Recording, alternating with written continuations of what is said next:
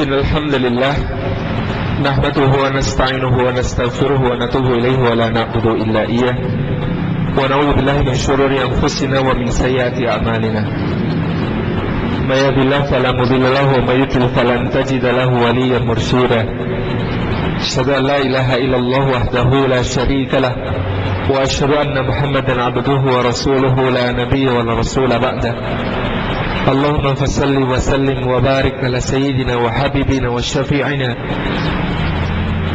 محمد بن عبد الله وعلى آله وأصحابه ومواله يعني من تابعهم بإحسان إلى يوم القيامة أما بعد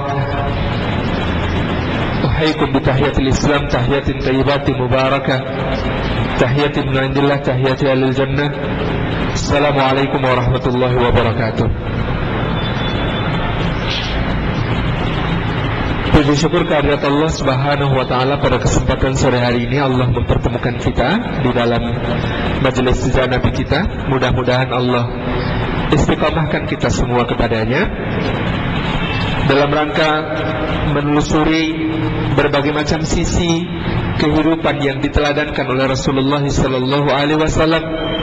Sebab kita amat sangat berharap untuk menjadi bagian dari umatnya, untuk menjadi orang yang disambut beliau di Al-Haud Telaga Kautsar, untuk menjadi orang-orang yang berhak mendapatkan syafaat beliau pada hari di mana segala hisab terasa sangat sulit. Dan kita berharap ini menjadi tanda cinta kita kepada Rasulullah sallallahu alaihi wasallam.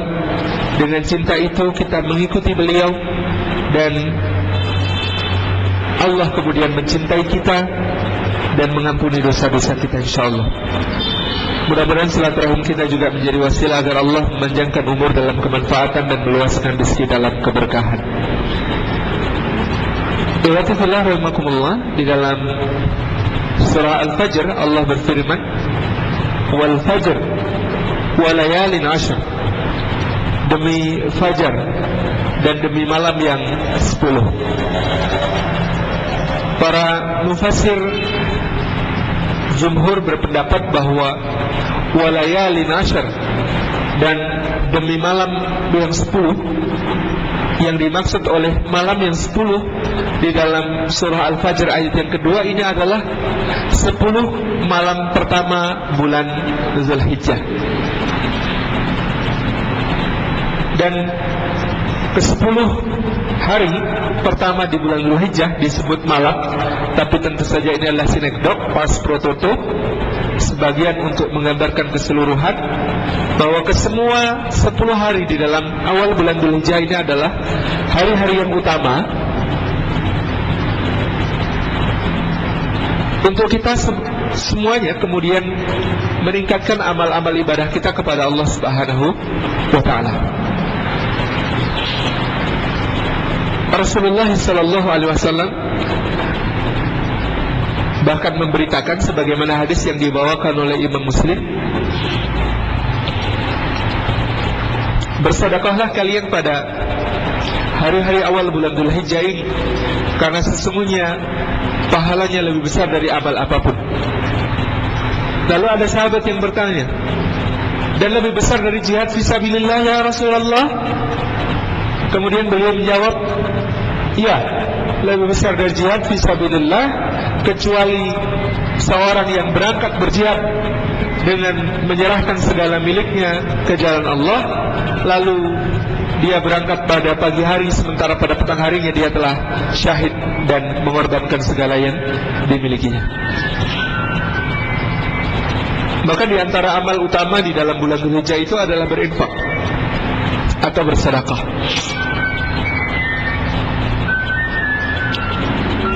Kemudian yang lain adalah bagaimana kemudian kita melaksanakan saum yang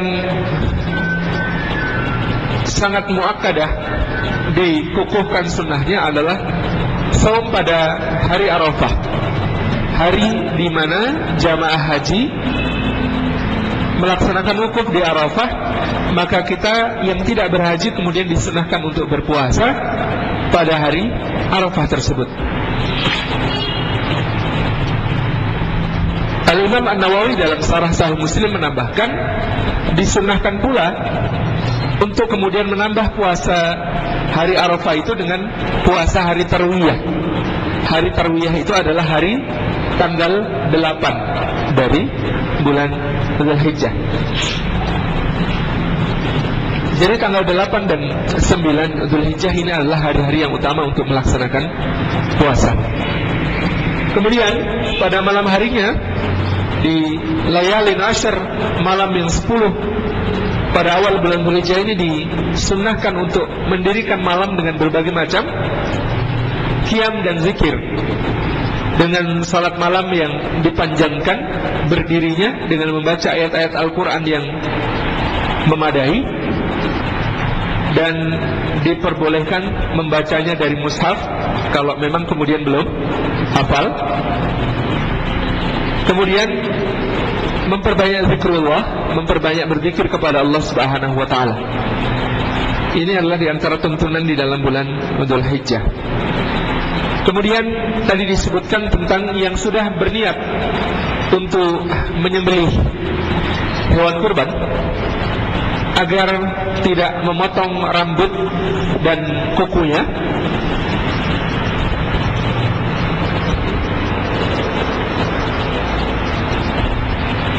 Sebelum usainya penyembelihan hewan kurban.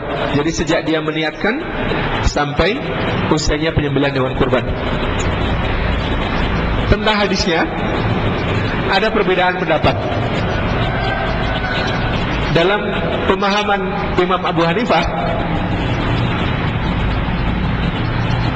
siapakah yang tidak boleh dipotong rambut dan kukunya itu sebelum hari H penyembelihan? Kata Imam Abu Hanifah, bukan orangnya tapi hewannya. Kenapa bukan orangnya tapi hewannya? Karena ini terkait dengan pahala keutamaannya. Ketika Rasulullah kemudian menyampaikan satu bulu adalah satu hasanat, maka hewan kurban yang akan disembelih itu janganlah kemudian dipotong bulu, rambut, dan kukunya, agar kemudian lebih utama di dalam penyembelihannya mendapatkan hasanat yang banyak dan besar. Ini pemahaman di dalam mazhab Imam Abu Hanifah. Jadi di dalam mazhab Imam Abu Hanifah tidak apa-apa bagi orang yang sudah meniatkan untuk kemudian melaksanakan ibadah kurban itu pada hari Jumat, tetap melaksanakan sunnah-sunnah Jumat, seperti kemudian merapikan janggut, memangkas kumis, bercukur, dan bahkan kemudian memotong kuku. Ini tidak mengapa. Adapun pendapat imam mazhab yang lain, Al-Imam Malik, Al-Imam Syafi'i, dan Imam Ahmad, kemudian memiliki beberapa varian perbedaan pendapat. Imam Syafi'i yang hati-hati kemudian menyebutkan bahwa baik hewan maupun orangnya janganlah kemudian memotong kuku maupun rambut itu. Sementara Imam Ahmad secara eksplisit memberikan pendapat bahwa yang tidak boleh itu adalah orangnya, karena orang itulah yang beribadah kepada Allah Subhanahu wa taala. Nah, maka ini tidak perlu menjadi perdebatan. Kalau ada yang meyakini lo yang nggak boleh dipotong itu hewannya, bukan orangnya. Tapi ada sebagian yang lain yang kemudian meyakini bahwa yang nggak boleh dipotong itu orangnya, bukan hewannya. Ini semuanya memiliki dasar pemahaman pendapat yang ada. Karena memang hadisnya memungkinkan untuk ditafsiri, dhamirnya itu memungkinkan untuk ditafsiri sebagai hewannya ataupun sebagai orangnya. Wallahu a'lam bishawab. Toh kalaupun kemudian tetap melakukan tadi memotong ataupun bercukur, itu adalah pelanggarannya. Kalau mau disebut pelanggaran, itu adalah pelanggaran hal yang sunnah, bukan kemudian merusak apa-apa yang kemudian di dalam peribadahan yang akan dilaksanakan di dalam kurban, insyaallah. Kemudian disunahkan di dalam ibadah kurban ini, kalau Idul Fitri, kita ini disunahkan sebelum berangkat untuk salat Id, kita makan dan minum terlebih dahulu. Tetapi dalam Idul Adha, kita disunahkan untuk berpuasa terlebih dahulu.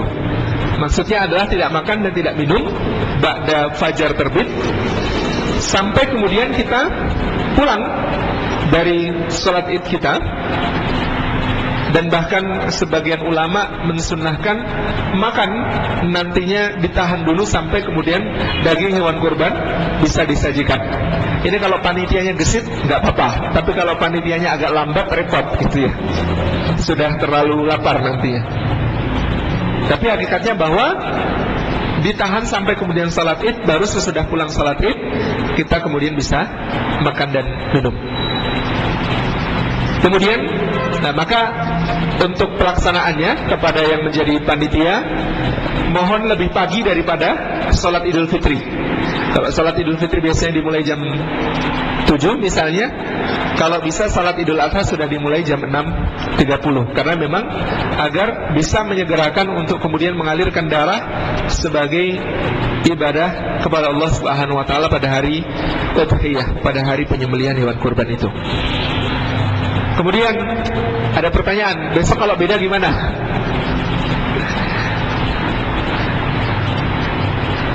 Jadi ikhwatifillah, mudah-mudahan kita berdoa tidak ada perbedaan.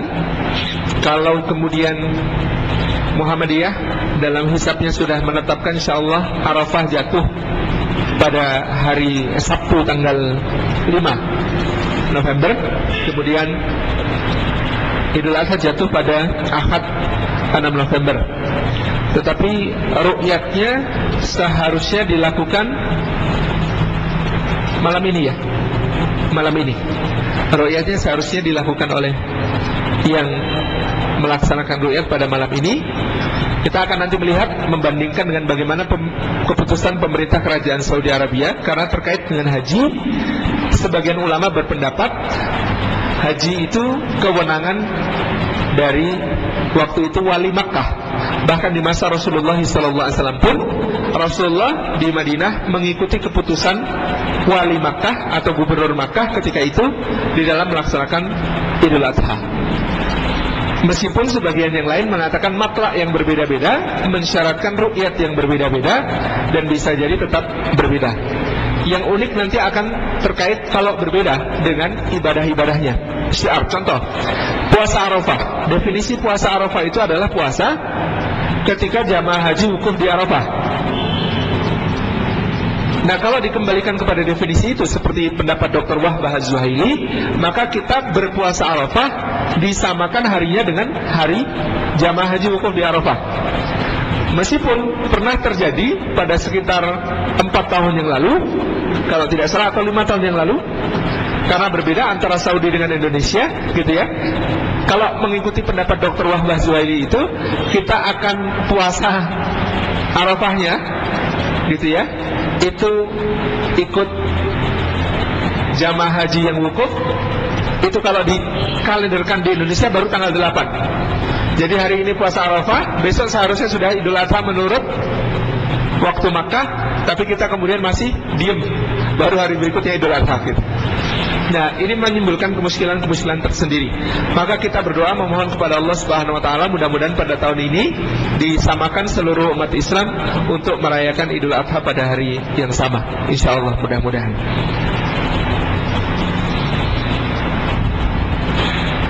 Kemudian terkait kurban,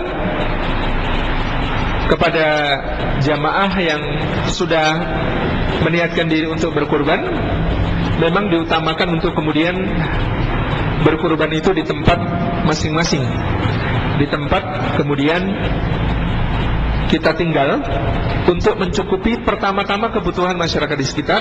Baru sesudah itu kemudian bagaimana daging hewan kurban itu terluas kemanfaatannya kepada masyarakat di tempat lain yang membutuhkan.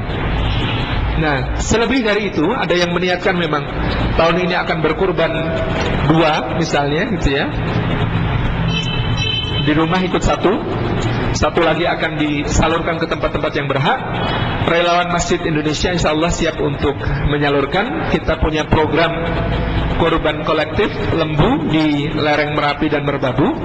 Alhamdulillah sampai saat ini sudah terkumpul 3 lembu alias 21 sahibul untuk di lereng Merapi. Mudah-mudahan bertambah lagi. dengan iuran hanya 1.200.000, lebih murah daripada Jogokarian yang 1.450.000 gitu ya. Jadi kalau Jogokarian 1.450.000, kalau di Lereng Merapi 1.200.000. Ikut dua-duanya lebih baik begitu. Ikut dua-duanya lebih baik lagi. Yang berkenan dan masih ada anggaran bisa menghubungi nanti panitia Mas Eko atau Mas Didi di belakang. Baik, jamaah yang dimuliakan Allah, kita kembali kepada majelis kita, majelis sejak Nabi, dan tadi menyinggung sedikit, mengingatkan kita kepada apa yang harus kita lakukan pada awal bulan Dzulhijjah. Mudah-mudahan kita mendapatkan keutamanya, dan puasa Arafah adalah puasa yang Rasulullah SAW mengatakan tentangnya, sesungguhnya puasa Arafah itu menghapus dosa-dosa 1 tahun yang awal sebelumnya dan 1 tahun sesudahnya. Maka sungguh beruntung orang-orang yang diampuni dosanya oleh Allah Subhanahu wa ta'ala. Hadirin yang dimuliakan Allah, pembahasan majelis sejak Nabi kita pada pekan yang lalu 20 Oktober 2011, kita sampai pada tugas dakwah pertama Rasulullah sallallahu alaihi wasallam,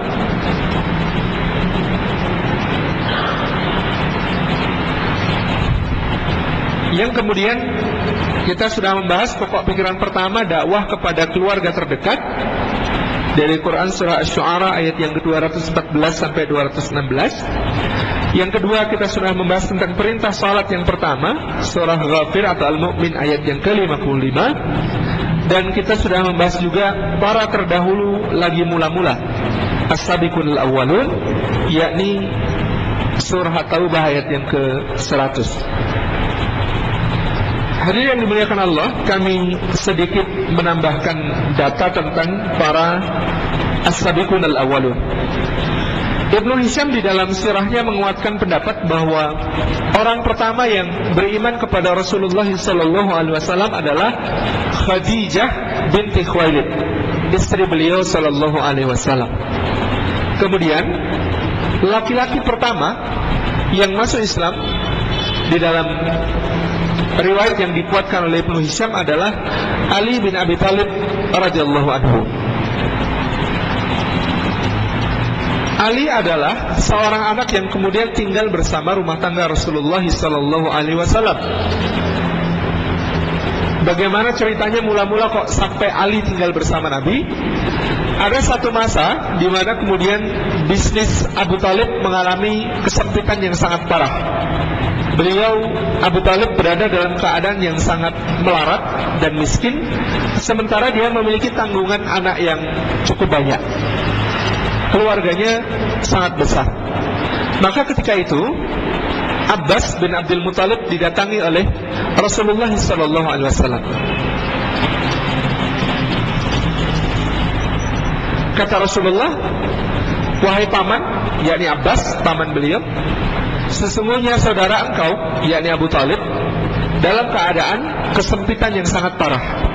Marilah kita datang kepadanya untuk membantu meringankannya dengan membawa di antara anak-anak beliau untuk kita asuh. Ini yang diajakkan kemudian oleh Rasulullah kepada Abbas bin Abdul Muthalib. Maka kemudian mereka berdua mendatangi Abu Thalib dan kemudian mengatakan, wahai Abu Thalib, kami berdua adalah keluarga engkau, adalah kerabat engkau, ada keluarga dekat engkau. Maka izinkan kami turut menanggung beban-beban yang engkau tanggung. Persilahkan aku, kata Abbas, bersama Muhammad untuk membawa salah seorang anakmu agar bisa tinggal bersama kami.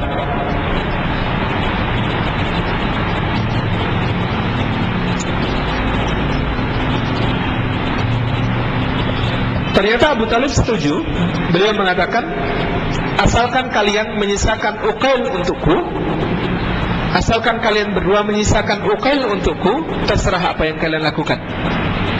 Maka ketika itu Rasulullah mengambil Ali dan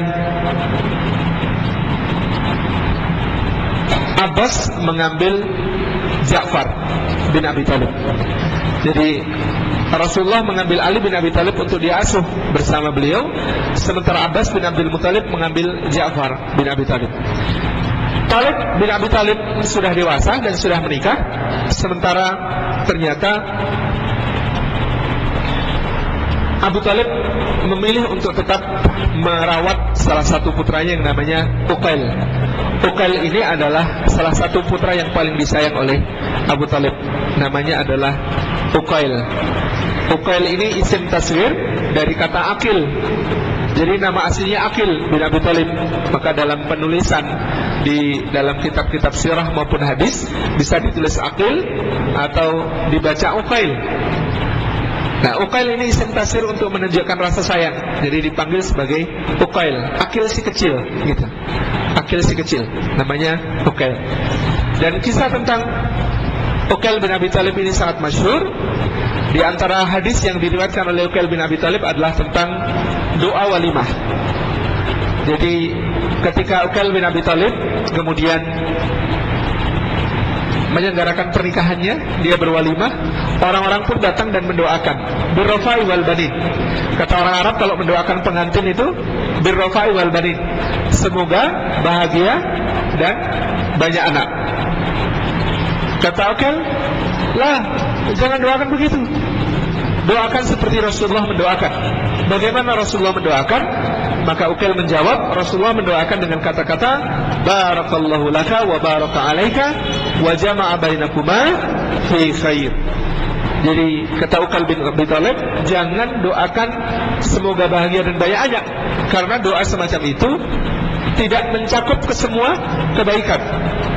Bahagia itu doa yang mustahil, selalu bahagia. Dan lagi bahagia itu belum tentu menunjukkan satu kedudukan yang baik di sisi Allah. Ada orang bahagia tetapi kemudian dia tidak mendapatkan kebaikan apapun di sisi Allah, karena kebahagiaannya justru adalah dihabiskan di dunia. Syekh Muhammad bin Shalih Al-Utsaimin ketika menafsirkan ayat tentang orang-orang kafir yang diberikan kesenangan hidup di dunia, kata beliau, maka memang karena keadilan Allah Subhanahu wa taala, yang namanya orang kafir kalau berbuat baik di dunia pasti akan dibalas di dunia. Karena apa? Karena tidak punya balasan di akhirat, maka semua balasannya harus di dunia. Itu keadilan Allah Subhanahu wa taala. Jadi kalau ada orang yang kemudian orang kafir kok baik banget, sedekahnya banyak gitu ya, sosialnya bagus di mana-mana, pasti dalam kehidupannya dia mendapatkan banyak kebaikan. Pasti dalam kehidupannya dia mendapatkan banyak kebaikan. Kenapa? Karena bayarannya diberi kontan oleh Allah, dan dia tidak memiliki balasan di akhirat. Maka kalau ada orang mukmin gitu ya, ini pembahasan kemarin bicara tentang tafsir Syekh Muhammad bin Shalih Al-Utsaimin. Kalau ada orang mukmin kok mengharapkan balasan utuh dari amalnya di dunia, ini agak error gitu. Ada orang mukmin gitu ya, kok mengharapkan balasan semua amalnya itu utuh di dunia. Ini error, karena yang balasannya utuh di dunia semua itu hanya orang kafir.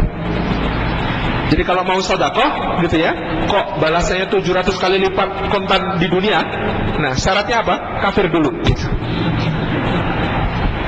Sampai dikatakan demikian pendapat ekstrimnya. Jadi ini sesuatu yang kemudian luar biasa. Birrafa'i wal banin, kata Uqail bin Abi Talib, jangan doakan dengan bahagia dan banyak anak gitu. Apalagi banyak anak gitu ya. Banyak anak itu waktu itu ukuran orang Arab, banyak anak itu banyak kebahagiaan. Banyak anak itu banyak rezeki gitu ya. 2 anak cukup, 3 anak lebih dari cukup, 4 anak baik, 5 anak baik sekali, 6 anak istimewa, 7 ke atas super begitu. Jadi semakin banyak itu semakin bisa dibanggakan. Tapi Uqail tidak mau didoakan dengan cara seperti itu, karena banyak anak juga belum tentu menjadi sebuah kebaikan di sisi Allah. Ya kalau soleh, kalau tidak gitu. Itu adalah sesuatu yang kemudian masih tergantung nilai. Maka Uqail mengajarkan doa yang diajarkan Rasulullah kepadanya, yaitu doa yang meliputi semua kebaikan. Semua kebaikan itu didefinisikan sebagai berkah. Barakallahu laka, semoga Allah memberikan berkah laka kepadamu, wa baraka alaika, dan semoga Allah memberikan berkah alaika atasmu, wa jama'a bainakuma fi khair, dan semoga Allah menghimpun kalian berdua pengantin ini di dalam kebaikan. Karena hidup itu isinya tidak mungkin melulu nikmat dan tidak mungkin melulu musibah. Ada nikmat, ada musibah, ada lapang, ada sempit, ada kaya, ada miskin, ada susah, ada senang, ada sedih, ada gembira, ada duka, ada bahagia. Maka doa itu sudah didesain oleh Rasulullah SAW supaya kemudian memberikan kebaikan dalam keadaan apapun. Barakallahu laka, semoga Allah memberikan berkah kepadamu punya makna memberikan berkah di dalam kebaikan-kebaikan, kebahagiaan-kebahagiaan, kesenangan-kesenangan yang dialami oleh pasangan itu. Wa baraka alaika, dan semoga Allah memberikan berkah atasmu punya makna dalam bahasa Arab pada hal-hal yang menimpamu, pada hal-hal yang musibah padamu, pada hal-hal yang membuat sedih dan berduka. Semoga tetap ada kebahagiaan, semoga tetap ada berkah. Berkah itu apa? Ziyadatul khair, bertambah kebaikan di dalam segala keadaan. Sebab ada orang yang dalam kenikmatan tapi justru bertambah keburukan. Sebab ada orang yang kemudian ketika awal menikah masih harus berjuang dalam kondisi hidupnya prihatin, begitu ya. Itu kemudian mereka sangat kuat ikatannya, kokoh, rukun. Tapi begitu kemudian kehidupan mulai membaik, ekonomi mulai berlimpah, yang terjadi justru semakin banyak masalah. Karena dulu yang paling tampan suaminya, sekarang sopir lebih tampan daripada suami. Karena dulu yang paling cantik istrinya, sekarang sekretaris lebih cantik daripada istri, dan seterusnya. Godaan-godaan yang sangat semakin besar. Nah, maka kemudian kita mendoakan bahwa bertambahnya nikmat itu justru semakin menambah kebaikan kepada mereka berdua. Wa baraka alaika, dan semoga memberikan berkah dalam musibah-musibah yang terjadi. Ada orang yang kena musibah kemudian berpisah. Ada orang kena musibah kemudian masing-masingnya dalam kondisi mental, spiritual maupun fisik dan pemikiran yang kacau, dan akhirnya menjadi masalah yang besar. Tapi ada orang-orang yang kemudian ketika mereka menghadapi masalah-masalah, tekanan-tekanan dalam kehidupan, justru semakin kuat ikatannya, semakin tekun ibadahnya kepada Allah Subhanahu wa taala. Ini yang diharapkan dengan kata-kata wa baraka alaika.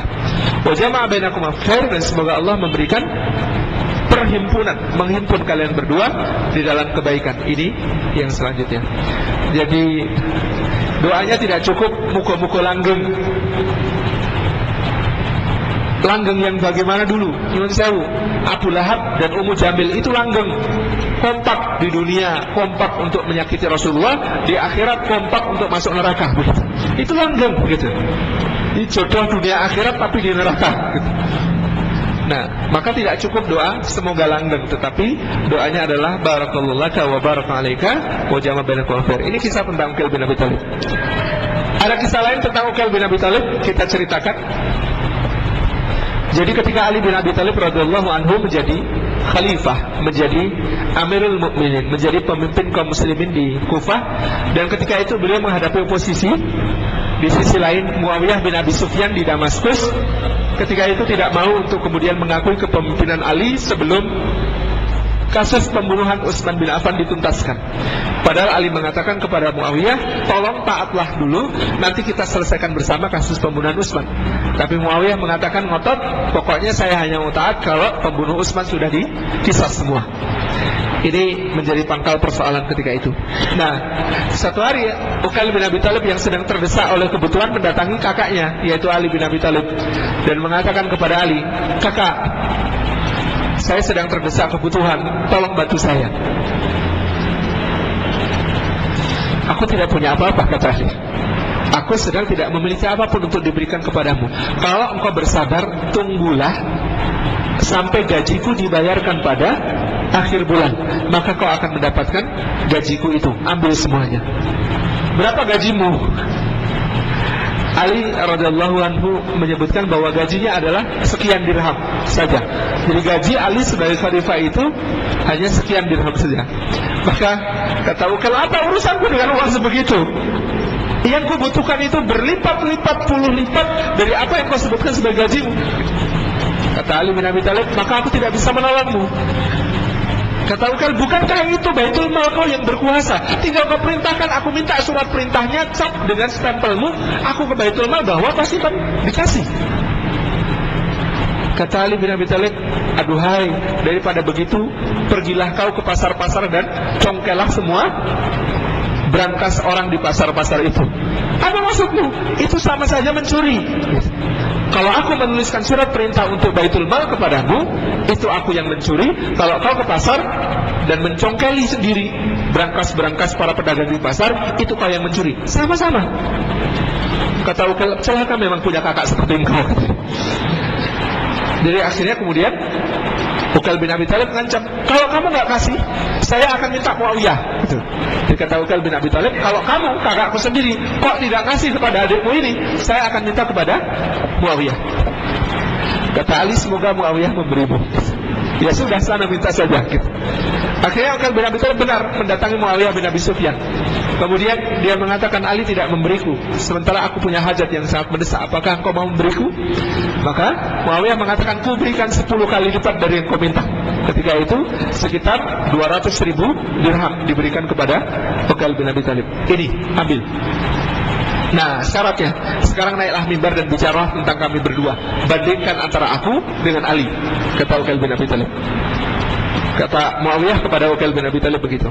Ya, ini sudah saya kasih sekian banyak, silahkan tolong kamu naik mimbar, pidato, bandingkan antara saya dengan Ali, kata Muawiyah. Jadi Muawiyah ketika itu berharap gitu ya, Uqail akan memuji dia dan merendahkan Ali, karena Ali nggak ngasih, sementara dia ngasih.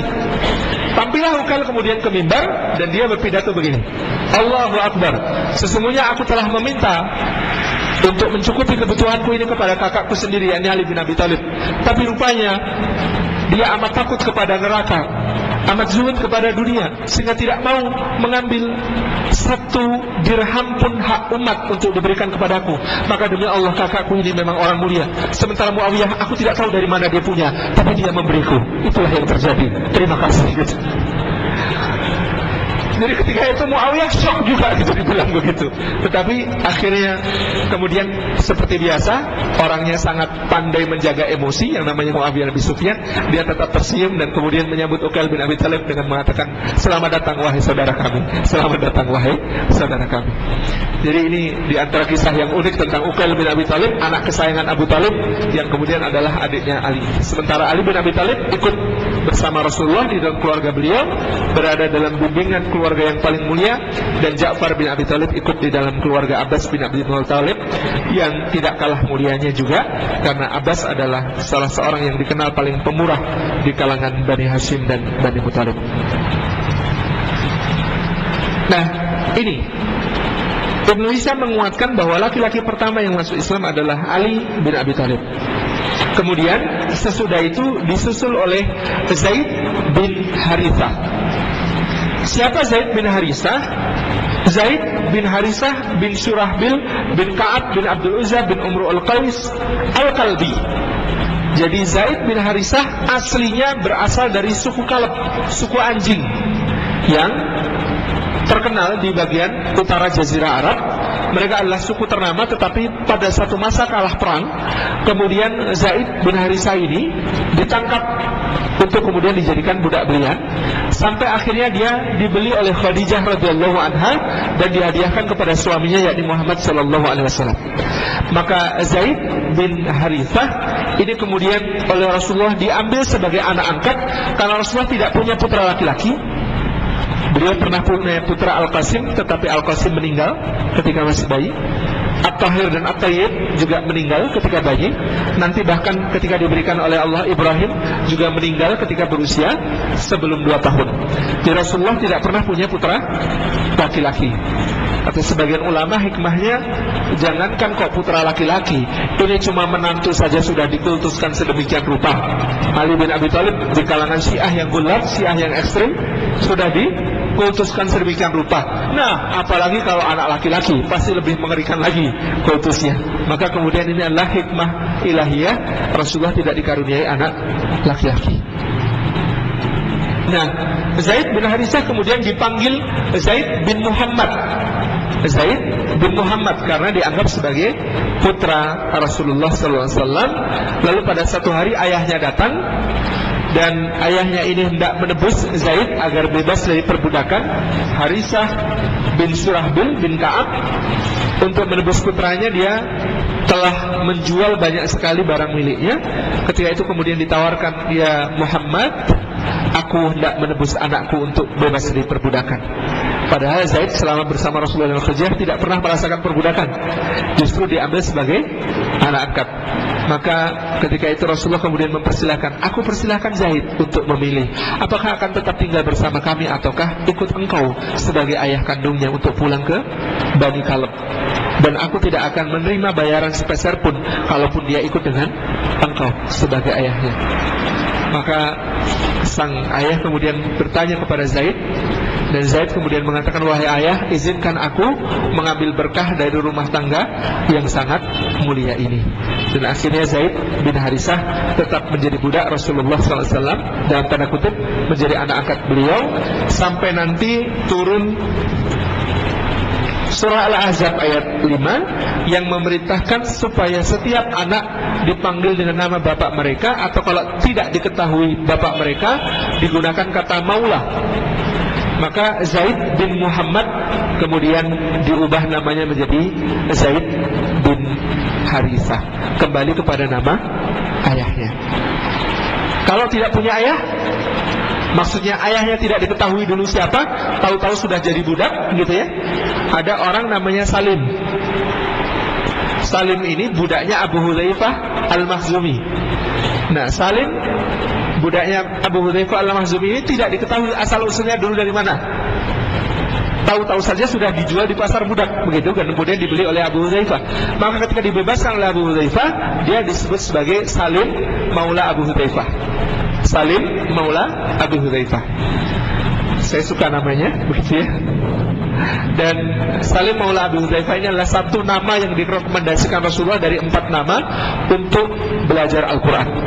Ambillah Al-Quran pada satu di antara 4 orang: Abdullah bin Mas'ud, Ubay bin Ka'ab, Salim Maula Abu Hudzaifah, atau Zaid bin Thabit. Ini adalah 4 orang yang direkomendasikan Rasulullah untuk belajar Al-Quran kepada mereka semua. Ini tentang Zaid bin Harisah. Dan karena Rasulullah SAW ini tidak punya anak laki-laki, maka dari situlah bermula panggilan untuk beliau yang disebut sebagai Attar dalam ayat yang bicara tentang Idul Adha. Inna a'tainakal kautsar fasalli li rabbika wanhar inna syani'aka huwal abtar. Nah, dalam ayat ini ada kata-kata inna syani'aka huwal abtar. Allah mengatakan inna a'tainakal kautsar, sungguhnya kami telah memberikan kepada engkau nikmat yang sangat banyak, mengaruniakan kepada engkau al-kautsar, nikmat yang sangat banyak, juga telaga di akhirat yang akan kemudian diberikan oleh Rasulullah untuk memberi minum umatnya. Fasalli, maka salatlah li rabbika, kepada Tuhanmu, wanhar, dan sembelihlah hewan kurban.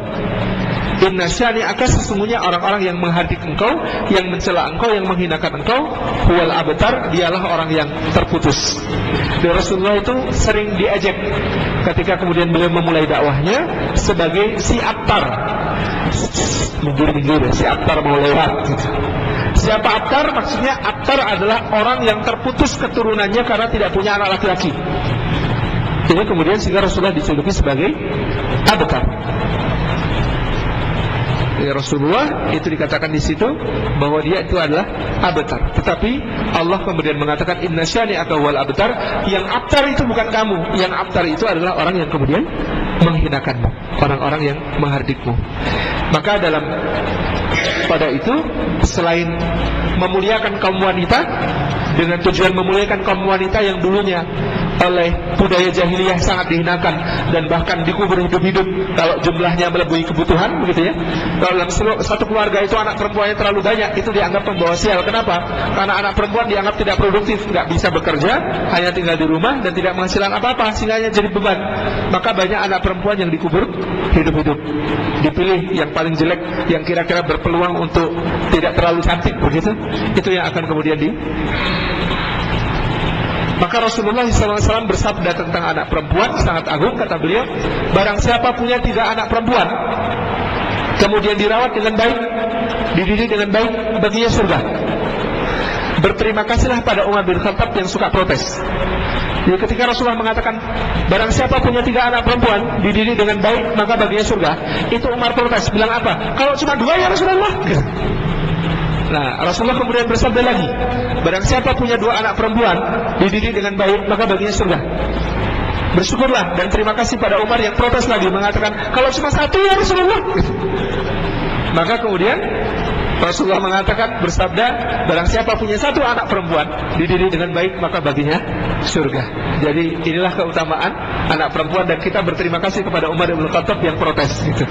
Ya, awalnya Rasulullah bersabdanya barang siapa punya 3 anak perempuan dididik dengan baik baginya surga. Tapi gara-gara Umar protes kalau cuma 2 ya Rasulullah gitu, maka kemudian Rasulullah mengatakan barang siapa punya 2 anak perempuan dididik dengan baik baginya surga.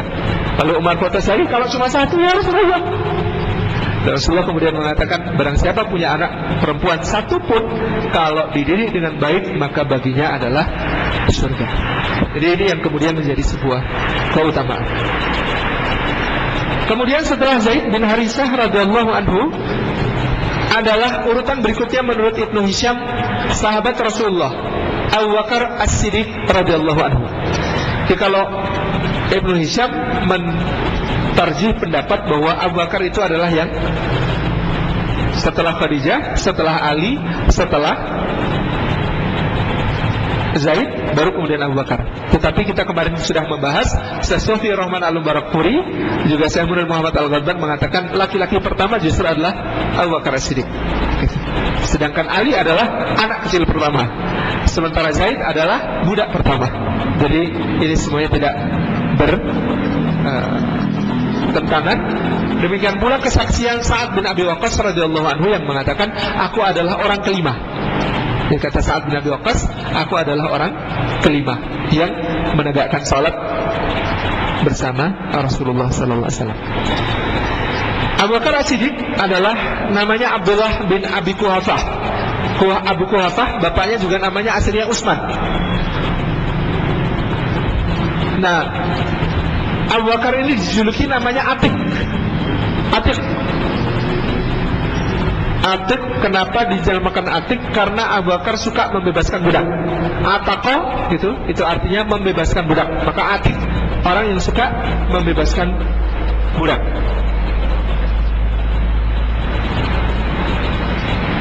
Jadi Abu Bakar nasabnya adalah Abu Bakar bin Abu Quhafah bin Amr bin Amir bin Ka'ab bin Sa'ad bin Taim bin Murrah bin Ka'ab bin Lu'ay bin Ghalib bin Fihr.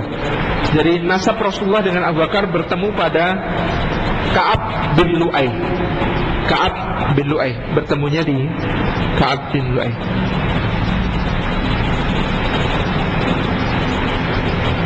Atik dalam riwayat lain nama Abu Bakar dipanggil Atik karena dia juga seorang yang tampan wajahnya.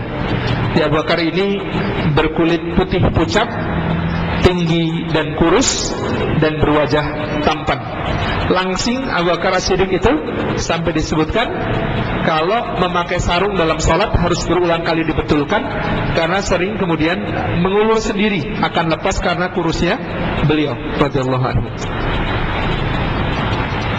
Ketika Abu Bakar As-Siddiq radhiyallahu anhu masuk Islam, maka di hari pertama masuk Islam, Abu Bakar memberikan kepada Rasulullah sallallahu alaihi wasallam uang sebesar 40.000 dirham untuk keperluan dakwah. Jadi di hari pertama masuk Islam, Abu Bakar menyerahkan 40.000 dirham untuk perjuangan dakwah. 40.000 dirham itu berapa? 1 dirham 3,2 gram perak, kira-kira 50.000 rupiah. Sekarang lebih, kira-kira 70.000 rupiah.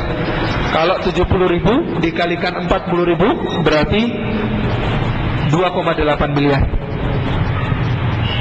2,8 miliar. Ini uang yang diserahkan Abu Bakar As-Siddiq radhiyallahu anhu pada hari pertama beliau masuk Islam untuk kepentingan dakwah. Abu Bakar adalah orang yang diterima kaumnya, dicintai, mudah diakrabi, dan paling ahli tentang nasab orang Quraisy. Juga seorang pedagang yang terkenal profesional, amanah, berakhlak, dan baik hati. Hanya Rasulullah sallallahu alaihi wasallam dikatakan yang bisa mengungguli reputasi Abu Bakar As-Siddiq dalam soal sikap amanah dan akhlaknya. Orang-orang datang kepadanya karena ilmunya. Jadi Abu Bakar adalah konsultan. Kalau ada orang mau menikahkan putrinya karena dilamar oleh satu orang dari suku tertentu, maka mereka akan konsultasi pada Abu Bakar. Ini yang melamar anak saya namanya ini, anaknya ini. Kira-kira wataknya bagaimana? Ke atas nasabnya bagaimana? Seperti apa yang harus saya waspadai? Nanti terus kemudian apa yang harus saya lakukan? Itu dimintakan saran pada Abu Bakar As-Siddiq. Juga misalnya ada orang berdagang, saya ini ada perjanjian dagang dengan orang ini. Kalau apa yang harus saya lakukan supaya dia tetap terikat di dalam perjanjian dagangnya, karena dia ini saya lihat kok sepertinya kurang amanah. Apa kiat-kiatnya untuk mengatasi sikap tidak amanahnya itu, dan lain sebagainya. Ini yang dikatakan tentang Abu Bakar As-Siddiq. Jadi dia menjadi konsultan, didatangi karena ilmunya, juga kebaikannya, juga tentang perdagangannya, perniagaannya, dan didatangi karena kemurahan hatinya. Ba'da Abu Bakar As-Siddiq. Lalu ada orang-orang yang masuk Islam lewat dakwah Abu Bakar As-Siddiq. Pertama adalah Utsman bin Affan. Utsman bin Affan bin Abdul As bin Umayyah bin Abdi Syams bin Abdi Manaf bin Qusay bin Kilab bin Murrah bin Ka'ab bin Lu'ay bin Fir. Jadi nasab Rasulullah dengan Utsman bin Affan bertemu pada Qusay bin Kilab. Qusay bin Kilab. Ini pertemuan nasab Rasulullah dengan Utsman bin Affan. Utsman ini adalah orang yang paling dibanggakan Quraisy dan disayang oleh mereka karena kelembutan hatinya dan sifat pemalunya. Sampai-sampai ketika itu dan sampai berabad-abad berikutnya, ibu-ibu itu kalau menimang anaknya akan mengatakan, aku menyayangimu seperti Quraisy menyayangi Utsman. Saking disayangnya Utsman oleh kaumnya, maka dikatakan sampai ibu-ibu itu kalau menimbang anaknya mereka akan mengatakan, aku menyayangimu seperti Quraisy menyayangi Utsman. Karena sangat disayangnya, saking pemalunya dan amat dermawannya. Sikap kelembutan Utsman adalah sikap yang sangat agung, dan dia tidak suka ada persoalan, sehingga kalau ada persoalan yang memungkinkan baginya untuk berkorban demi selesainya persoalan itu, dia akan memilih untuk berkorban demi persoalan itu, meskipun itu harus merenggut harta maupun bahkan jiwanya. Ini adalah sikap Utsman bin Affan. Yang selanjutnya adalah Az-Zubair bin Al-Awwam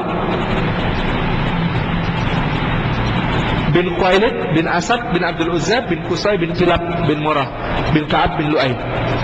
Ini adalah Zubair ini putra dari bibi Rasulullah, Safiyah binti Abdul Muthalib, dan Zubair juga adalah menantu dari Abu Bakar As-Siddiq karena adalah suami dari Asma binti Abu Bakar.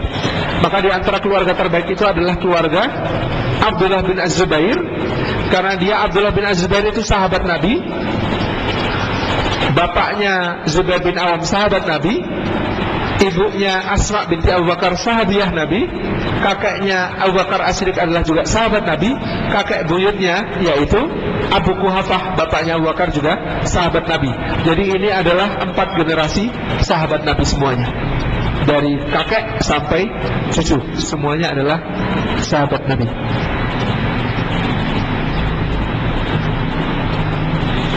Zubair bin Awam, kemudian Abdurrahman bin Auf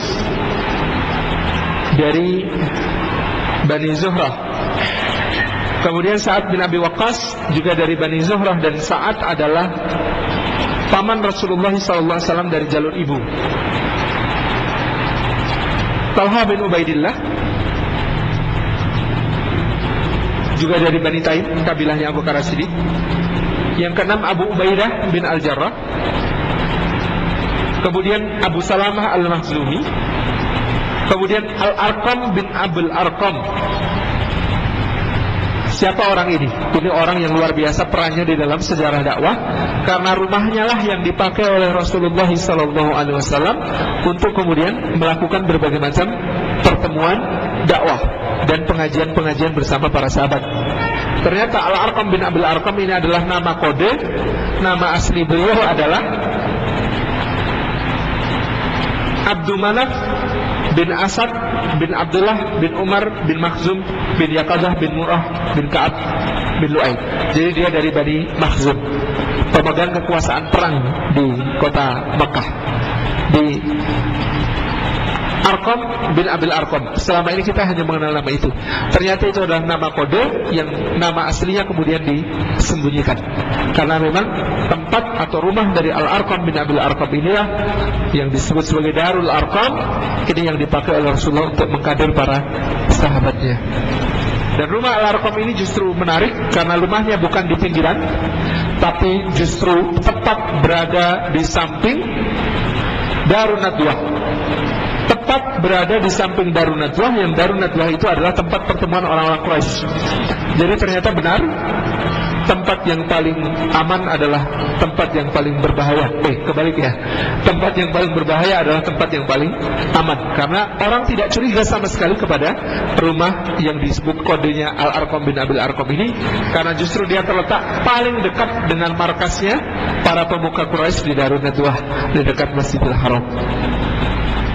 Kemudian ada lagi Utsman bin Mad'un bin Habib bin Wahab bin Hudzafah bin Jumah bin Amr bin Hufaz bin Ka'ab bin Lu'ay bersama Qudamah dan Abdullah. Kemudian ada Ubaidah bin Haris bin Muthalib bin Abdi Manaf. Kemudian ada Sa'id bin Zaid bin Amir bin Nufail. Nah, Sa'id bin Zaid bin Amir bin Nufail ini adalah adik ipar Umar bin Khattab, sekaligus juga adalah putra pamannya. Karena Zaid bin Amr bin Nufail adalah orang yang tidak pernah menyembah berhala selama hidupnya. Jadi Zaid bin Amr bin Nufail ini teman dari Waraqah bin Naufal, sepupu Khadijah, yang juga tidak pernah menyembah berhala. Bedanya Waraqah bin Naufal masuk ke dalam agama Nasrani, sementara Zaid bin Amr bin Nufail ini mengembara ke berbagai macam tempat mencari kebenaran. Dia belajar agama Yahudi tapi tidak puas, dia belajar agama Nasrani tapi tidak puas. Lalu dia ketika kemudian sudah belajar itu, dia mendengar Rasulullah SAW diutus di Makkah, dibangkitkan menjadi nabi. Lalu dia berangkat pulang ke Makkah, di tengah perjalanan dia wafat sebelum sempat bertemu Rasulullah. Maka Umar pernah bertanya tentang pamannya ini, yakni Zaid bin Amr bin Nufail, bagaimana nasibnya. Demikian pula putranya, yakni Sa'id bin Zaid, pernah bertanya kepada Umar, kepada Rasulullah, bagaimana nasib ayahnya. Rasulullah mengatakan segala puji bagi Allah yang menjadikan Zaid bin Amr bin Nufail dibangkitkan sebagai satu umat, karena dia adalah orang yang beriman kepada Tuhannya Ibrahim dan berusaha datang untuk memberi iman kepada aku, tetapi maut terlebih dahulu menjemputnya. Jadi Zaid bin Amr bin Nufail ini nantinya akan menjadi satu umat tersendiri. Dia bertauhid, menyembah Allah Subhanahu wa taala semata dan tidak pernah bersujud kepada berhala. Jadi dia dibangkitkan sebagai umat yang tersendiri, satu umat tersendiri. Kemudian ada Abdullah bin Qud. Kemudian ada Fatimah binti Khattab. Fatimah adalah adik kandung Umar bin Khattab, yang Umar bin Khattab baru masuk Islam 6 tahun kemudian. Kemudian ada Asma binti Abu Bakar, istrinya Zubair, putrinya Abu Bakar. Kemudian juga Aisyah yang ketika itu masih kanak-kanak. Kemudian ada Khabbab bin Al-Arab. Khabbab bin Al-Arab ini pekerjaannya pandai besi. Dan sebagai pandai besi, dia bekerja ketika itu untuk Abu Jahal, Amr bin Hisham, yang memang banyak memesan senjata. Ketika ketahuan masuk Islam oleh Abu Jahal, maka Khabbab bin Al-Arab ini diikat oleh Abu Jahal di atas selongsong besi, kemudian tubuhnya dipanggang seperti kambing guling di atas bara api yang biasanya dipakai untuk memanaskan dan melelehkan besi, sampai kemudian punggungnya itu melepuh-lepuh karena kena panas. Lalu kata Khabbab bin Arab, demi Allah, tidaklah bara api di bawahku itu mati, kecuali karena lepuhan-lepuhan di punggungku sudah pecah kemudian mengalirkan air, yang air itu menetes kemudian memadamkan bara api yang ada di bawah sana. Itulah yang beliau alami di dalam Islamnya, Khabbab bin Al-Arab. Kemudian ada Umair bin Abu Waqqas, saudara Sa'ad bin Abi Waqqas. Kemudian ada Abdullah bin Mas'ud. Kemudian ada Mas'ud Al-Qari. Kemudian ada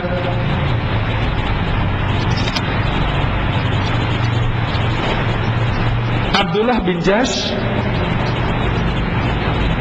kemudian Khunais bin Hudzafah As-Sahmi dari Bani Saham, kemudian ada Hatib bin Abi Balta'ah, kemudian ada Ma'mar bin Haris, lalu ada Sa'id bin Utsman bin Mat'un, anaknya Utsman bin Mat'un, kemudian ada Muttalib bin Abdul Manaf, Muttalib bin Asar bin Abdul Manaf, kemudian ada An-Nahab bin Abdullah bin Asid, kemudian ada Amir bin Fuhairah, kemudian ada Sa'id bin Al-As, saudara dari Amru bin Al-As, yang Amru baru masuk Islam pada tahun ke-7 Hijriah. Jadi 20 tahun kemudian kakaknya itu baru menyusul, padahal adiknya Sa'id bin Al-As sudah masuk Islam lebih dahulu.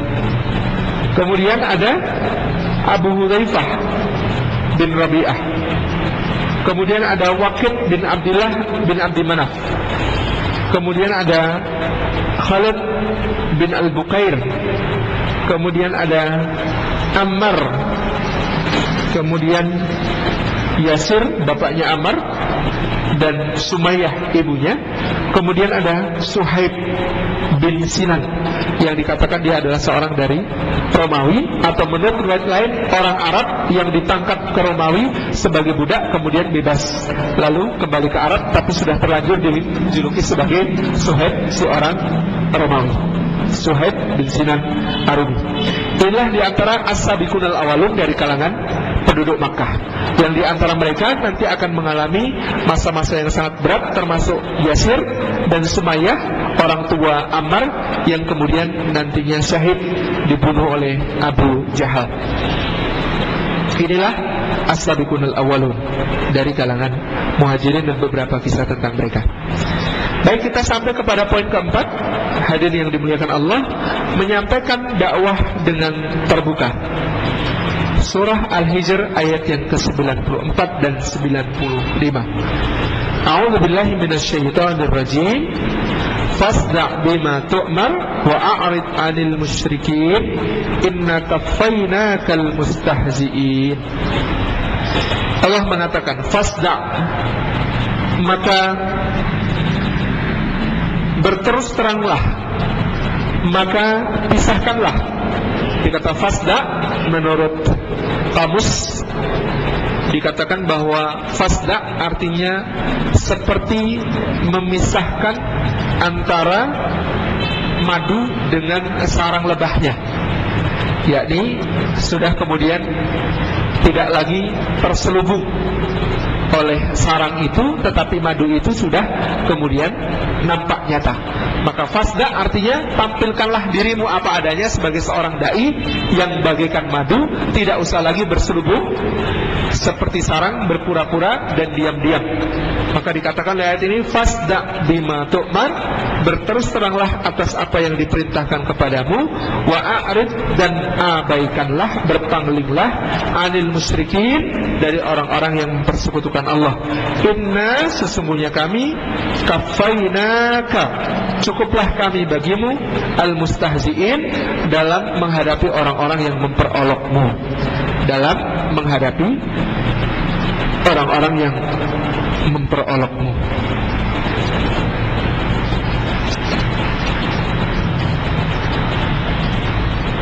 Awal dakwah menyampaikan dengan terbuka ini dilakukan oleh Rasulullah, kemarin kita sebut, dimulai dari keluarganya, kemudian beliau menyampaikan dengan terang-terangan di tempat-tempat pertemuan orang Quraisy. Di antara yang menjadi sasaran beliau di antaranya adalah di depan Ka'bah, di Masjidil Haram, di pintu-pintunya, di Bukit Safa, di Bukit Marwah, bahkan di Arafah ketika tiba musim haji. Beliau sallallahu alaihi wasallam sangat gigih di dalam kemudian membuka dirinya untuk mewartakan seruannya. Pada awalnya orang-orang Quraisy menganggap Rasulullah sebagai angin lalu, tidak dianggap. Kenapa? Karena kemudian mereka tidak melihat Rasulullah membawa satu bahaya. Maka dalam ayat ini dikatakan inna kafainakal mustahzi'in, sesungguhnya cukup bagi kami untuk menjagamu dari orang-orang yang memperolok. Jadi dulu ketika awal memulai dakwah, sebatas yang diterima oleh Rasulullah SAW adalah olok-olokan. Yang diterima oleh Rasulullah Nabi Muhammad SAW adalah olok-olokan atau penghinaan, caci maki, dan kata-kata kasar yang sangat keji. Belum sampai pada taraf gangguan-gangguan fisik, sampai nanti kita bahas pada poin yang kelima, munculnya penentang yang justru menjadi penentang utama, tetapi dia berasal dari keluarga dekat beliau sendiri, keluarga dekat Rasulullah sallallahu alaihi wasallam. Ketika perintah Allah turun, fasda bima tu'mar wa arid 'anil musyrikin, maka berterus teranglah atas apa yang diperintahkan kepada engkau dan berpalinglah dari orang-orang musyrik. Rasulullah sallallahu alaihi wasallam menjadi giat mendatangi aneka kaum, berdiri di majelis-majelis mereka untuk menyampaikan berbagai macam hal yang kemudian diamanahkan kepada beliau oleh Allah Subhanahu wa taala sebagai sebuah risalah. Di antara kisah yang terkenal tentang beliau adalah kisah tentang bagaimana beliau mengumpulkan orang-orang Quraisy di Bukit Safa. Ketika itu beliau mengatakan, ayyuhal Quraisy, wahai orang-orang Quraisy, ayyuhal Arab, wahai kaum bangsa Arab semuanya yang hadir di sini, kemarilah. Maka mereka berduyun-duyun berkumpul di dekat Rasulullah sallallahu alaihi wasallam. Lalu beliau menyampaikan, wahai kalian, apabila aku katakan kepada kalian bahwa di balik bukit ini ada sepasukan berkuda bersenjata lengkap yang siap untuk kemudian menghancurkan kalian semua, apakah kalian akan percaya? Ketika itu kemudian orang-orang yang hadir di tempat itu menjawab, kami percaya, kami percaya. Kenapa? Karena engkau adalah Al-Amin, karena engkau orang yang terpercaya, karena engkau orang yang tidak pernah berdusta, karena engkau orang yang kemudian di dalam kehidupanmu selalu mengatakan yang jujur dan benar dan tidak pernah berbohong, maka kami pasti percaya apapun yang engkau katakan. Jadi Rasulullah kemudian menguji kredibilitas terlebih dahulu. Kira-kira kalau saya katakan hal yang amat mustahil, yaitu apa? Di belakang ini ada pasukan berkuda bersenjata lengkap yang siap menghancurkan Makkah, percaya atau tidak? Maka orang-orang Quraisy itu mengatakan, kami percaya, karena engkau adalah orang yang tidak pernah berdusta. Maka Rasulullah SAW menyambung dengan kata-kata, maka sesungguhnya aku, kata beliau SAW, adalah seorang pemberi kabar gembira dan peringatan bagi kalian sebelum datangnya hari di mana ada azab yang pedih. Berimanlah kepada Allah semata, tinggalkanlah berhala-berhala kalian, dan esakanlah Allah, dan imanilah bahwa aku ini adalah utusannya. Jadi inilah yang dikatakan oleh Rasulullah ketika itu. Sebagian mengangguk-angguk, sebagian menggeleng-geleng, sebagian jasiyeng, lihat-lihat dulu, sebagian kemudian kaget dan terhiyak ketika kemudian muncul seorang laki-laki berpakaian hitam, berkulit putih, dengan kaki yang agak pincang dan wajah tampan dan mata yang agak juling, kemudian mendatangi Nabi SAW dan kemudian nyaris mengepalkan tangannya ke hadapan wajah beliau dan kemudian menghadik beliau dengan hadikan yang sangat tidak sopan. Tabarnaka ya Muhammad, alihana jamak tanah. Orang ini kemudian mengatakan, tabarnaka ya Muhammad, binasa kamu Muhammad, alihana jamak tanah. Untuk urusan semacam inikah kami dikumpulkan? Maka orang-orang yang kemudian tidak mengenal orang ini berbisik satu sama lain, ini siapa? Ini siapa? Yang berani menentang Muhammad ini siapa? Maka dikatakan ketika itu ternyata ammuhu Abu Lahab, itu adalah pamannya sendiri yang bernama Abu Lahab. Begitu orang-orang melihat Abu Lahab menentang Rasulullah SAW, mereka kemudian yang semula hendak percaya menjadi turut pula menentang beliau karena khawatir bahwa beliau sama sekali tidak dibela oleh kaumnya, dan apabila mereka membela Rasulullah yang tidak dibela oleh kaumnya, itu akan menjadi sebuah kekonyolan yang besar.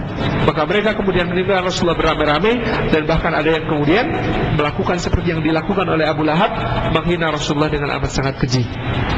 Inilah yang kemudian terjadi ketika itu. Inilah yang kemudian terjadi pada saat kemudian Rasulullah berada di Bukit Safa. Karena Abu Lahab kemudian terang-terangan di dalam mengatakan penentangannya terhadap dakwah, dan dia terang-terangan menghina kalimat Allah Subhanahu wa taala, kalimatut tauhid, kalimatut dakwah, kalimatul Islam, kalimatul iman. Dengan katakan tabbanaka ya Muhammad alihada jamak tanah, binasa engkau Muhammad, apakah hanya untuk ini kami dikumpulkan? Maka Allah Subhanahu wa taala juga membalas dengan kata-kata yang sama pedasnya seperti yang dikatakan oleh Abu Lahab. Allah mengatakan tabbat yada abi lahabi wa tab, ma aghna anhu maluhu wa ma kasab, sayasla naran dhata lahab wa imra'atuhu hammalatal hatab fi jidha hablum min masad. Jadi binasa kedua tangan Abu Lahab dan benar-benar binasa. Tabbat yada abi lahabi wa tab, tangan yang digunakan untuk menghadik Rasulullah, tangan yang digunakan untuk merendahkan Rasulullah, tangan yang digunakan untuk mengacung-ngacung ke muka beliau dengan penuh penghinaan itu. Tabbat yada abi lahabi wa tab, binasalah tangan Abu Lahab dan benar-benar binasa. Ma aghna anhu maluhu wa ma kasab, tidak akan bermanfaat baginya sama sekali semua hartanya dan semua apa yang dia usahakan itu. Saya selarang Zata Lahab, dia akan memasuki neraka Zata Lahab yang memiliki nyala yang sangat panas. Wa mar'atuhu hammalatal hatab, demikian pula istrinya yang suka membawa kayu bakar. Fi jidha hablum min masad, di lehernya ada tali dari sabuk. Ini adalah sebuah penghinaan yang ditujukan oleh Allah Subhanahu wa taala, dan dengan kalamnya Allah memfirmankan tentang mereka berdua. Di kalimat-kalimat di dalam surah Al-Lahab ini dengan jelas, atau dalam riwayat lain namanya surah Al-Masad,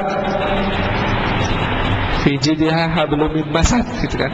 Nama surahnya diambil dari yang paling belakang, surah Al-Masad. Dalam surah Al-Lahab ini kemudian Allah menunjukkan bagaimana kedua penentang dakwah yang berasal dari keluarga dekat sendiri ini, yang gara-gara mereka orang-orang jadi pede untuk kemudian menentang Rasulullah. Kenapa? Berani menentang Rasulullah lah, mamanya sendiri aja menentang, masa kita nggak ikut menentang gitu. Dulu orang mungkin tidak terpikir untuk menentang Rasulullah, tapi begitu melihat paman beliau sendiri kemudian menentang Rasulullah sallallahu alaihi wasallam, itu yang menyebabkan mereka juga ikut menentang Rasulullah. Dan bahkan kemudian Abu Lahab ini melangkah lebih jauh. Ketika itu Utbah dan Utaibah, kedua anak Abu Lahab, sudah dinikahkan dengan kedua putri Rasulullah, yakni Ruqayyah dan Ummu Kulthum. Tapi ketika kemudian Abu Lahab memulai perangnya menentang dakwah Rasulullah, maka Abu Lahab memaksa kedua anaknya untuk menceraikan kedua putri Rasulullah SAW ini. Dan itu adalah sebuah penghinaan yang sangat besar yang diterima oleh Rasulullah. Bagaimana anak perempuannya dikembalikan ke rumahnya oleh kedua suami mereka, dan itu sangat menyakitkan bagi beliau dan Khadijah sekeluarga. Demikian pula yang dilakukan oleh Ummu Jamil, istrinya Abu Lahab ini, yang kemudian mereka itu kemudian bersama-sama tiap malam kerja bakti, menabur duri dari antara pintu depan rumah Rasulullah SAW sampai ke dekat Ka'bah, sampai ke dekat Masjidil Haram, yang mereka perkirakan pada setiap pagi menjelang fajar Rasulullah akan berjalan di situ untuk menunaikan salat fajarnya di masjid, sehingga mereka menaburkan duri-duri yang membuat Rasulullah tertusuk berulang kali. Dan ketika turun surah Al-Masad yang ada hinaan di sana, wa mar'atuhu hammalatal hatab fi jidha hablum min masad, dan istrinya Abu Lahab yakni Ummu Jamil yang kemudian suka membawa-bawa kayu bakar kemana-mana, fi jidha hablum min masad, yang di lehernya ada tali dari sabut, ini juga akan ikut masuk bersama suaminya ke dalam api yang menyala-nyala. Ketika itu marahlah kemudian Ummu Jamil, dia mengambil sebongkah batu dan sebuah tongkat kayu yang sangat runcing. Dia kemudian berputar-putar di kota Makkah mencari Rasulullah SAW. Ketika itu Rasulullah sedang berdiri bersandar bersama Abu Bakar As-Siddiq di dekat Ka'bah. Lalu datanglah kemudian Ummu Jamil bertanya kepada Abu Bakar, di mana sahabatku itu? Rupanya dia sudah menjadi penyair, dan aku ini juga adalah penyair. Kalau dia akan menghinaku dengan syair, akan kubalas juga dengan syair. Maka kemudian Ummu Jamil itu bersyair mudhammam. Jadi Ummu Jamil dan Abu Lahab itu kalau manggil Rasulullah tidak pernah Muhammad, tetapi mudhammam sejak saat itu. Apa bedanya? Kalau Muhammad artinya yang terpuji, kalau mudhammam artinya yang tercela. Jadi mereka ganti-ganti nama seenaknya. Jadi Rasulullah mereka panggil bukan sebagai Muhammad, tetapi sebagai mudhammam. Jadi Ummu Jamil kemudian bersyair mudhammam, si tercela, kami tak suka, perintahnya kami tentang, dan kalau dia berani pasti akan kami kobarkan perang. Jadi inilah syairnya Ummu Jamil. Kemudian dia bersungut-sungut pergi. Abu Bakar heran, mungkin dalam bahasa kita sekarang tepuk jidat dulu. Ya Rasulullah ada di samping Abu Bakar. Tapi tadi ketika Ummu Jamil datang ke situ nanya di mana Rasulullah. Kemudian dia bersyair seakan-akan di situ tidak ada Rasulullah. Abu Bakar kemudian bertanya, ya Rasulullah, apakah dia tidak melihatmu? Maka Abu Bakar menjawab, demi Allah, hai Abu Bakar, lihatlah bagaimana Allah menjagaku. Allah jadikan matanya tidak bisa melihatku, dan bahkan dia mau mengejekku pun dia tidak bisa mengejekku. Yang mereka ejek itu mudhammam, sementara aku ini Muhammad. Siapa itu mudhammam? Aku tidak kenal mudhammam. Inilah diantara mukjizat keistimewaan nama Rasulullah Sallallahu Alaihi Wasallam. Nama Rasulullah itu tidak bisa dihina. Kenapa? Tetap saja namanya Muhammad yang terpuji. Bagaimana mau menghinanya? Jadi Rasulullah itu namanya Muhammad, artinya saja sudah yang terpuji. Itu nama yang tidak bisa diejek. Bagaimana mau mengejek? Artinya saja sudah yang terpuji. Maka Ummu Jamil ketika akan mengejek Rasulullah, dia tidak menyebut Muhammad tapi mudhammam, si tercela. Maka Rasulullah berkomentar betapa agungnya Allah membelaku dan menjaga namaku, bahkan mereka tidak bisa menghinaku. Yang mereka hina adalah mudhammam. Padahal siapa itu mudhammam? Aku tidak kenal siapa itu mudhammam. Tidak ada orang yang namanya mudhammam. Inilah yang terjadi pada mereka. Tetapi bagaimanapun juga, bagi anak-anak dan cucu-cucu Abu Lahab, ayat-ayat ini cukup berharga.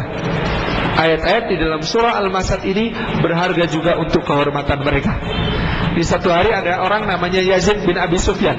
Yazid bin Abi Sufyan ini anak seorang budak yang dulu tidak diketahui ayahnya. Tapi kemudian Abu Sufyan bin Harb, bapaknya Muawiyah, ngaku kayaknya itu anak saya. Begitu, kayaknya itu anak saya. Saya kayaknya pernah ketemu ibunya pas mabuk. Begitu. Sehingga kemudian anak itu kemungkinan anak saya. Maka oleh Muawiyah dia diangkat menjadi saudara angkatnya, yang kemudian dipanggil dengan nama Yazid bin Abi Sufyan. Padahal tadi tidak jelas bapaknya siapa. Ketika itu kemudian satu saat Yazid bin Abi Sufyan ini marah kepada cucu-cucu Abu Lahab. Kemudian dia menghina, mengatakan dasar keturunannya musuh Allah, gitu ya. Dasar keturunannya musuh Allah.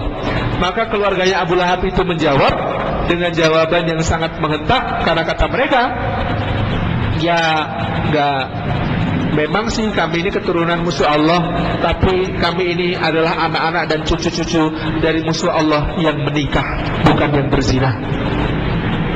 Kok bisa bilang begitu? Iya, karena dalam Al-Quran, bahkan Quran itu mengokohkan pernikahan kakek dan nenek kami.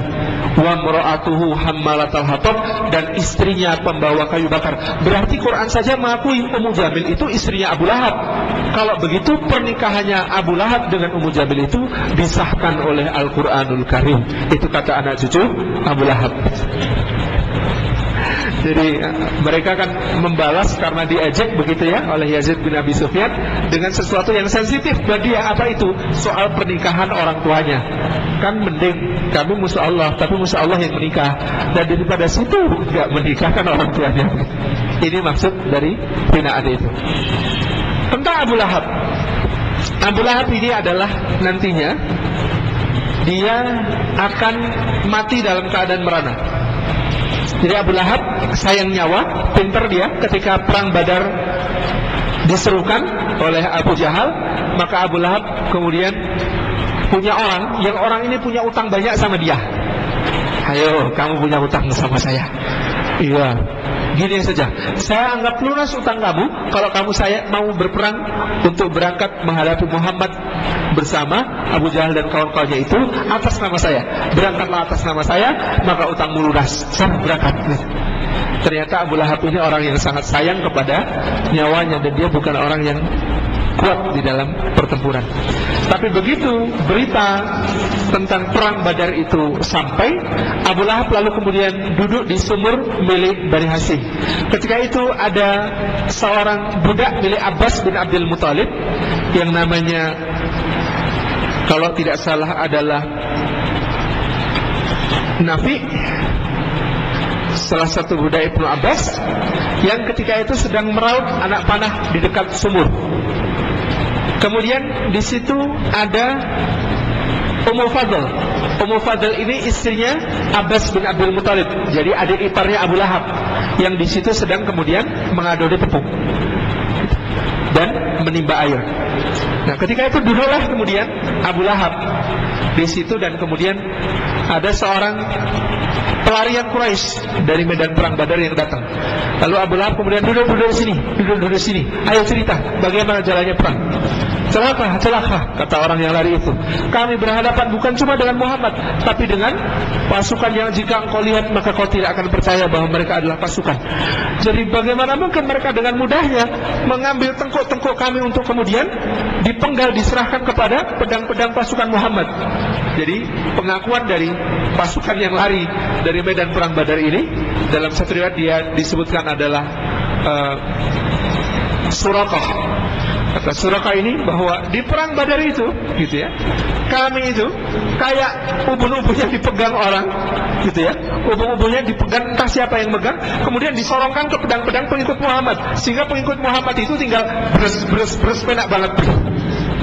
Jadi yang dia maksud mungkin adalah para malaikat yang ketika itu diturunkan Allah untuk membantu Rasulullah dan para sahabatnya. Jadi dia merasa ada pasukan yang kemudian megangi tengkuk masing-masing untuk kemudian menyediakan semuanya. Semua tentara Quraisy itu disembelih oleh pasukannya Rasulullah dengan mudah. Ini yang dia rasakan. Maka kemudian celaka gitu. Nah, ketika kemudian mendengar berita itu, si budak ini, budaknya Abbas ini, kemudian begitu senangnya dia kemudian hore gitu. Jadi dia merasa gembira atas kemenangan Rasulullah. Maka Abu Lahab murka. Dia ambil kemudian batu penggiling yang ada di dekat Ummul Fadl, dia pakai untuk gebuk budak ini. Melihat Abu Lahab gebuk budaknya, Ummul Fadl nggak terima, dan memang sebenarnya Ummul Fadl juga sudah beriman kepada Rasulullah. Abbas juga sudah beriman, tetapi dia ikut pasukan perang Badar dan tertawan, gitu ya. Maka Ummul Fadl marah, mengambil tiang sumur. Gede juga saya kira tiang sumur itu ya. Kemudian tiang sumur itu dipukulkan ke kepala Abu Lahab, gitu sampai patah. Dan Ummul Fadl kemudian mengatakan, celaka engkau, beraninya engkau memukul budak ini sementara tuannya sedang pergi berperang. Sebenarnya dia marah juga karena saudara seiman disakiti, tapi dikamuflasekan dengan kata-kata, celaka engkau, ini budak tuannya baru pergi, berani-beraninya kau memukulnya. Ketika itu kemudian Abu Lahab meringis kesakitan. Gimana nggak kesakitan? Dipukul pakai tali, pakai gagang timba sumur yang panjang begitu, dan sampai patah. Maka dikatakan terlukalah Abu Lahab oleh pukulan. Ketika kemudian terluka oleh pukulan dari Ummul Fadl itu, dia lalu pulang ke rumah, dan disebutkan dia hidup tidak lebih dari 40 hari kemudian dalam keadaan sakit yang penyakitnya sangat menjijikkan, karena dia diserang oleh penyakit kulit yang membusukkan tubuhnya, dan sampai ajalnya dia menebarkan bau anjir yang sangat-sangat parah. Dikatakan ketika orang-orang mengubur Abu Lahab, caranya adalah dengan, karena dia ada di sebuah kamar yang tertutup dan tidak ada orang yang mau mendekatinya, sampai akhirnya para penggali kubur menahan bau yang sangat tidak sedap itu, kemudian menggali lubang di samping tubuhnya, lalu kemudian dipakailah lasso dan galah-galah untuk apa? Menarik ranjangnya sekaligus ke dalam kubur. Jadi tidak dijunjung jenazahnya, tapi ranjangnya itu kemudian ditarik untuk jebloskan ke dalam kubur itu, lalu kemudian bahkan untuk menguburnya digunakan kerikil-kerikil dan batu-batu yang dilempari oleh masing-masing orang Quraisy ke dalamnya. Ini adalah kisah tentang Abu Lahab, seorang yang kemudian amat sangat jahat kepada Rasulullah dan dakwahnya. Dan disebutkan tentang Abu Lahab bahwa Abu Lahab ini seorang yang kemudian karena pelimpannya dia tidak pernah untuk kemudian mendapatkan kemuliaan. Di mata Muhammad dia tidak pernah mulia, bahkan juga di mata orang-orang Quraisy dia juga tidak mulia. Bagi orang-orang Quraisy, paman macam apa kau ini, mengkhianati keponakan sendiri. Padahal orang-orang Quraisy itu juga memusuhi Rasulullah, tetapi mereka melihat Abu Lahab itu dengan pandangan menghina. Kenapa? Ada paman kok memusuhi keponakan sendiri, baru kali ini kami lihat. Itu yang mereka lihat. Dan mereka sangat menghargai Abu Talib yang jauh lebih perwira dan kesatria daripada Abu Lahab, yang berani memasang tubuhnya untuk melindungi dan membela Rasulullah SAW hingga akhir hayatnya, meskipun beliau tidak sampai beriman kepada Allah dan Rasulnya, tetapi Abu Talib telah menunjukkan dharma bakti yang luar biasa.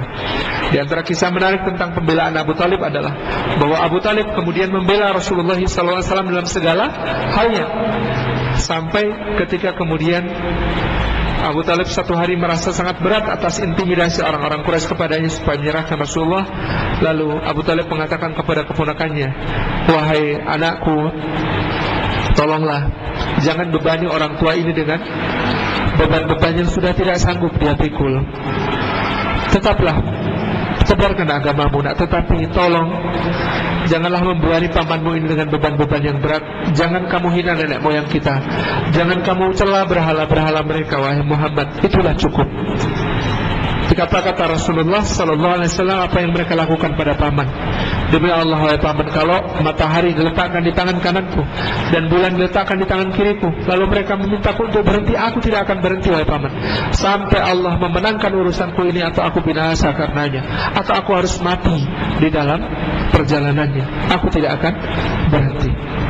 Maka satu hari Utbah bin Rabi'ah, pemuka Quraisy, datang kepada Rasulullah dan mengatakan, hai Muhammad, kamu ini kenapa? Apakah kamu sakit?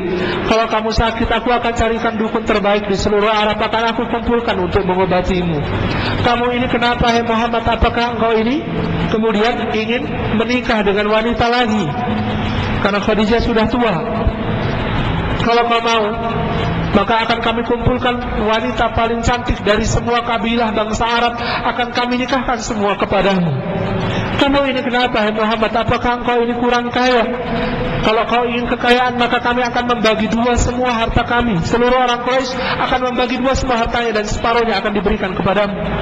Kamu ini kenapa, hai Muhammad? Apakah kamu ini kemudian ingin berkuasa? Kalau demikian, baiklah, mari kita angkat jadi raja engkau ini. Tapi tolong jangan hina Tuhan-Tuhan kami, jangan cela nenek moyang kami. Kami tidak tahan mendengar ocehanmu tentang itu semua. Ini yang dikatakan Utbah bin Rabi'ah. Dan Rasulullah tetap kemudian teguh mengatakan, aku tidak membutuhkan obat karena aku tidak sakit.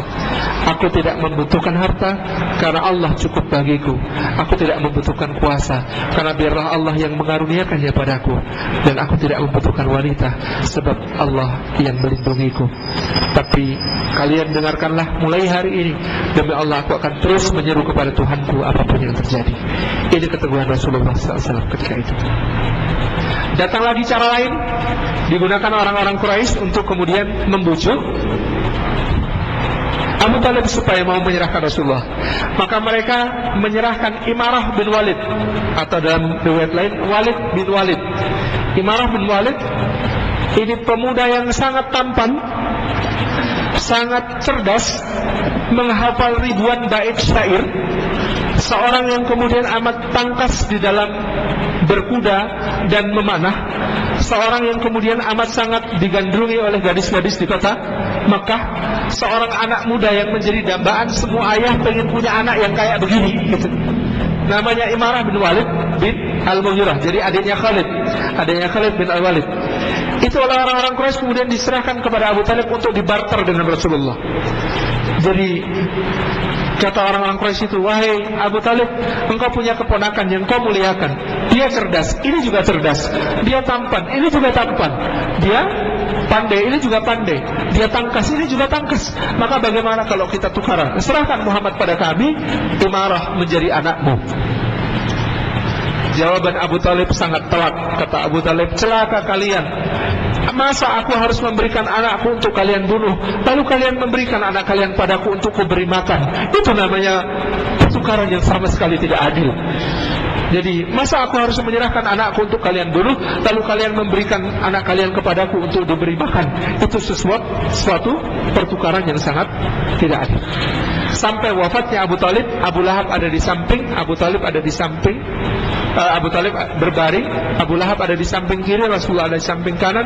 Rasulullah terus membisikkan kalimat tauhid, tetapi Abu Lahab terus mengatakan, apakah engkau akan mengkhianati ayah kita? Apakah engkau akan kemudian meninggalkan agama nenek moyang kita? Apakah engkau akan kemudian tetap berada dalam agama Abdul Muthalib atau murtad di sana?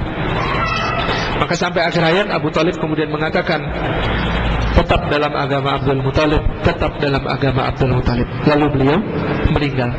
Rasulullah menangis, tapi lalu Allah menurunkan ayatnya bahwa innaka lan tahdi man ahbabta walakin Allah yahdi man yasha ila siratim mustaqim. Apa kata Allah kepada Rasulnya? Innaka, sesungguhnya engkau hai Muhammad, lan tahdi, tidak akan bisa memberi hidayah, man ahbabta, kepada siapapun yang kau cintai. Ini sebuah penyadaran yang luar biasa bahwa hidayah itu haknya Allah Subhanahu wa taala. Innaka lan tahdi man ahbabta, sesungguhnya engkau tidak akan pernah bisa memberi hidayah kepada siapa yang kau cinta. Walakin Allah yahdi man yasha ila siratim mustaqim. Tapi Allah yang memberikan hidayah kepada siapapun yang dikehendaki menuju jalan yang lurus. Maka demikian pula kita sebagai manusia, Rasulullah saja tidak diberikan hak hidayah, maka kita yang bukan Rasulullah, bukan Nabi Saleh pun masih tertatih-tatih. Tidak boleh sombong untuk kemudian mengatakan, tenang saja, biar saya yang mendakwahi, tenang saja, biar saya yang membimbing. Ada ikhwan mau menikah, kok tidak memilih yang sudah solihah sekalian? Tenang saja, saya akan mensolehahkan. Jangankan kita, Rasulullah saja tidak bisa kemudian membawakan hidayah untuk pamannya. Bagaimana mungkin seorang laki-laki yang bukan Rasulullah mengatakan ketika dengan santainya memilih pasangan yang tidak sesuai, tidak cocok untuk menjadi ibu dari anak-anaknya, kemudian mengatakan, tenang saja, saya yang akan kemudian memberikan hidayah kepadanya, saya yang akan membimbingnya, saya akan yang menjilbabinya, saya yang akan. Tidak bisa. Demi Allah, tidaklah bisa. Ini yang kemudian kita lihat. Sudah azan? Betul, wah Masya Allah, gak terasa. Baik, kita selesai pembahasan tentang dakwah pertama Rasulullah SAW. Mudah-mudahan bermanfaat. Kita tutup dengan doa penutup majelis. Subhanakallahumma wa bihamdika, asyhadu an la ilaha illa anta, astaghfiruka wa atubu ilaik. Kita akan masuk pada pekan yang akan datang tentang penentangan dakwah yang pertama, insyaallah. Assalamualaikum warahmatullahi wabarakatuh.